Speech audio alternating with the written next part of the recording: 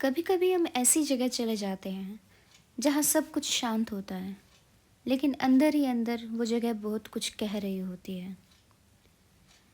आज मैं ऐसी ही एक जगह पर हूँ, अस्सीगढ़ फोर्ट, जिसे लोग पृथ्वीराज चौहान का किला भी कहते हैं। ये उस किले का एक दरवाज़ा है। उस वक्त 4 दरवाजे थे, ये उनमें से एक है। ये फोर्ट हांसी, हरियाणा में है। आज देखने में बहुत रून लगता है, लेकिन कभी ये जगह नॉर्थ इंडिया का सबसे पावरफुल डिफेंस पॉइंट्स में से एक थी। हांसी फोर्ट। हांसी एक नॉर्मल टाउन नहीं था।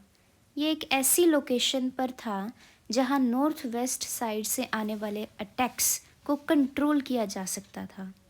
हम इसकी मेन एंट्रेंस से नहीं गए क्योंकि वहाँ नया रोड बन रहा था, तो हम किले के दूसरी साइड एक कच्चे रास्ते से किले के ऊपर गए।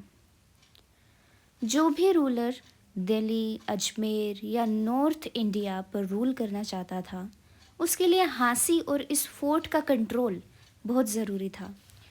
इसलिए यहाँ इतना स्ट्रॉन्ग फोर्ट बनाया गया। अस्सीगढ़ का मतलब, अस्सीगढ़ इसका ओरिजिनल नाम है। अस्सी मतलब तलवार, स्वॉर्ड।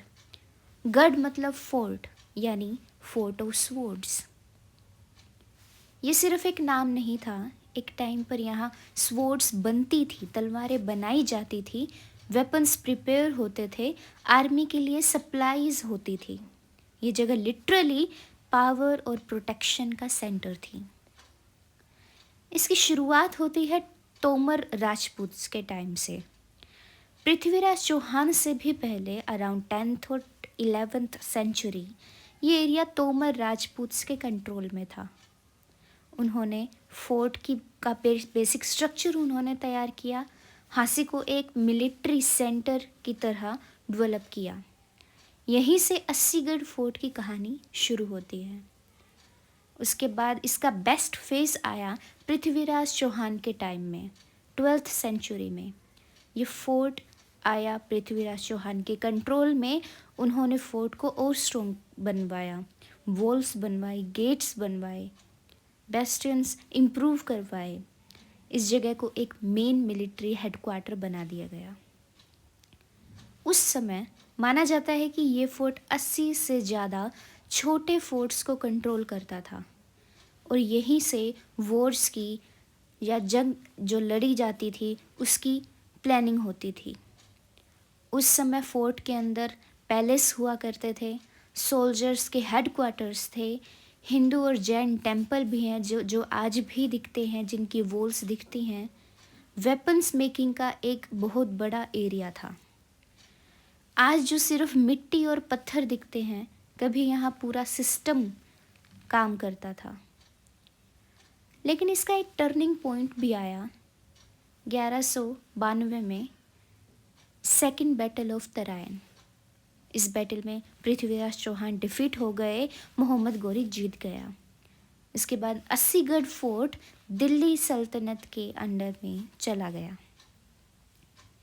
और यहीं से फोर्ट का पूरा कैरेक्टर चेंज हो गया।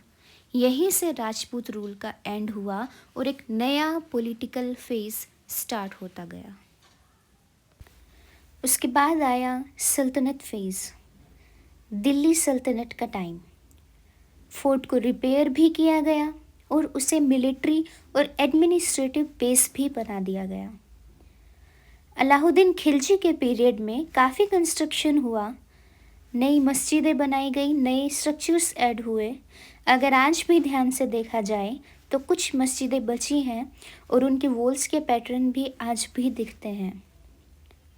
उसके बाद पीरियड आता है मुगल्स का, मराठास का और सिखों का। टाइम के साथ साथ ये फोर्ट मुगल्स, मराठास और सिख रूलर्स के पास जाता रहा। हर रूलर ने कुछ ना कुछ नया ऐड किया और बहुत कुछ पुराना डैमेज होता चला गया, और धीरे धीरे ये फोर्ट अपनी ओरिजिनल स्ट्रेंथ को लूज़ करता चला गया। उसके बाद एक बहुत अनएक्सपेक्टेड चीज़ होती है। जॉर्ज थॉमस के टाइम 1798 में एक आयरिश सोल्जर जॉर्ज थॉमस ने हांसी को कैप्चर कर लिया। उसने फोर्ट को थोड़ा रीबिल्ड करवाया, हांसी को अपनी कैपिटल बना दिया। सोचो, एक European ruler Indian Rajput fort को रूल कर रहा था। ये फोर्ट की हिस्ट्री का सबसे अनएक्सपेक्टेड चैप्टर है। फिर टाइम आता है ब्रिटिश का। 1857। 1803 में ब्रिटिश ईस्ट इंडिया कंपनी ने फोर्ट को अपने अंडर में लिया। उन्होंने यहाँ मिलिट्री कंटोनमेंट बनाया, लेकिन 1857 की क्रांति के बाद ब्रिटिशर्स ने ये फोर्ट छोड़ दिया। मेंटेनेंस एकदम से बिल्कुल रुक गया और यहीं से फोर्ट का रियल डाउनफॉल स्टार्ट हुआ। लेकिन आज का फोर्ट किस हालत में है? ये फोर्ट एक ही वॉर में डिस्ट्रॉय नहीं हुआ, बल्कि ईयर्स ऑफ नेग्लेक्ट से ruin हुआ। आज यहाँ एक बड़ा मड माउंट है, बारादरी है, टेम्पल्स हैं, मस्जिदें हैं और वॉल्स, कुछ वॉल्स बची हुई हैं। बहुत कम एरिया इसका देखने के लिए बचा है। इसके बाद ASI ने इसे प्रोटेक्टेड मोन्यूमेंट डिक्लेयर किया कुछ साल पहले। आज 80गढ़ फोर्ट शांत है, लेकिन ये जगह अभी भी पृथ्वीराज चौहान की ब्रेवरी की विटनेस है। बस हम उसे सुनना बंद कर देते हैं। 80गढ़ फोर्ट, जहाँ साइलेंस के पीछे एक बहुत बड़ी हिस्ट्री छुपी हुई है। अगर आप ध्यान से देखें तो ये फोर्ट हिल के बिल्कुल टॉप पर बना हुआ है। इसका एक फ़ायदा था, एनिमी को ऊपर आने में ही थकान हो जाती थी। आज जो चीज़ें क्लियरली दिखती हैं, फोर्ट की मैसिव मड वॉल्स, कुछ स्टोन फाउंडेशंस, एक ओपन स्ट्रक्चर जिसे बारादरी कहा जाता है। यहाँ से पूरा हांसी एरिया एक टाइम पर इजीली विजिबल होता था। माना जाता है कि इस फोर्ट के मल्टीपल गेट्स थे। हर गेट के पास सोल्जर स्टेशंस रहते थे। वॉल्स इतनी थिक थी कि एरोज, स्वॉर्ड्स और इन सब को इजीली हैंडल कर सकती थी। लेकिन गेट के बेस और एंट्री अलाइनमेंट अभी भी समझ आते हैं। आज गेट्स नहीं बचे हैं, फिर भी इस फोर्ट के अंदर हिंदू टेम्पल्स, जैन टेम्पल्स और मस्जिदें भी दिखती हैं। सबके रिमेन्स अभी भी मिलते हैं। ये दिखाता है कि ये वॉर के लिए ही फोर्ट नहीं था, बल्कि एक लिविंग स्पेस भी था। यहाँ फैमिलीज़ रहती थी, पूजा होती थी और डेली लाइफ चलती थी।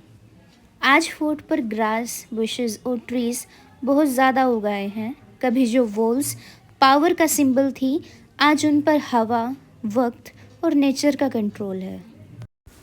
जब आप यहाँ चलते हो ना, तो कोई क्राउड नहीं, कोई नॉइस नहीं, बस हवा की आवाज़, पत्थरों के बीच चलने की साउंड।